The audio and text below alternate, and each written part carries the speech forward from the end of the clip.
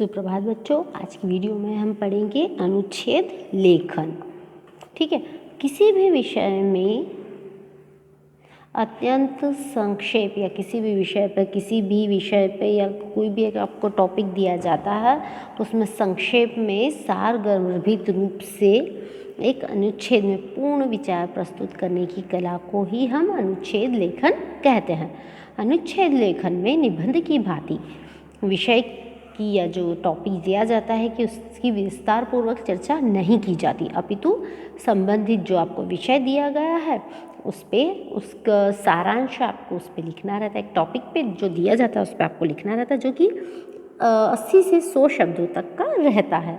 अब देखिए, कोई भी अनुच्छेद लिखना है आपको, तो उसके लिखने में आपको कौन कौन सी सावधानियों को रखना ज़रूरी है। तो सबसे पहले क्या है, अनुच्छेद लेखन में भूमिका की आवश्यकता नहीं होती, अर्थात हमें इसमें किसी की भूमिका या प्रस्तावना नहीं दी जाती। सीधे हमको विषय का प्रतिपादन करना होता है, यानी सीधे उसी विषय के बारे में हमको लिखना होता है।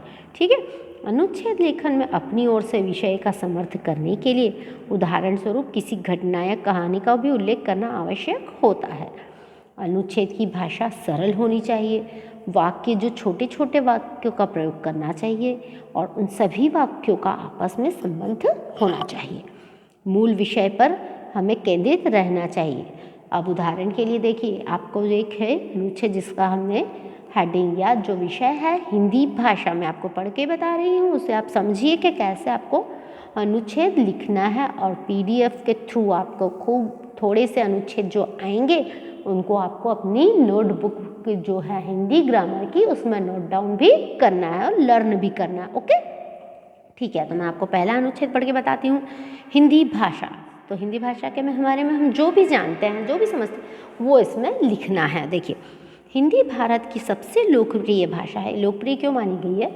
क्योंकि हमारे जो भारत देश है उसमें सबसे ज़्यादा हिंदी भाषा ही बोली जाती। अन्य क्षेत्रीय भाषाओं के संपर्क साधने के कारण इसे संपर्क भाषा भी कहा जाता है। हिंदी विषय में चीनी तथा अंग्रेजी के बाद तीसरी सबसे अधिक बोली जाने वाली भाषा है। ठीक है, हिंदी भारत की राष्ट्रभाषा है क्योंकि यह देश के अधिकांश लोगों द्वारा बोली और समझी जाती है। स्वाधीनता यानी हमारी आज़ादी, जब अंग्रेजों से हमारा देश आज़ाद हुआ था उसके बाद समय की बात है, के पश्चात यानी बाद भारतीय संविधान के अनुच्छेद 343 यानी 343 के अंतर्गत हिंदी को भारत की राजभाषा के रूप में भी स्वीकार किया गया है। हिंदी भाषा की विशेषता यह है कि यह जैसी बोली जाती है वैसी ही लिखी भी जाती है, जिसकी लिपि देवनागरी है। देवनागरी लिपि के बारे में आपको मैंने पढ़ाया है पिछले पाठों में।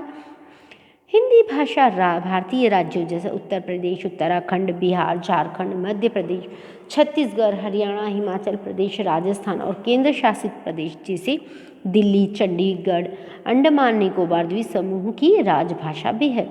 भारत के अलावा हिंदी और कहाँ कहाँ बोली जाती है? देखिए कहाँ बोली जाती है, मॉरिशस, फिजी, सूरीनाम, गुयाना, त्रिनिडाद में बोली जाती है। संयुक्त राष्ट्र संघ में भी हिंदी को मान्यता प्रदान करने की मांग जोर शोर से चल रही है। अंतर्राष्ट्रीय भाषा घोषित होने पर भी हिंदी को उचित सम्मान प्राप्त है।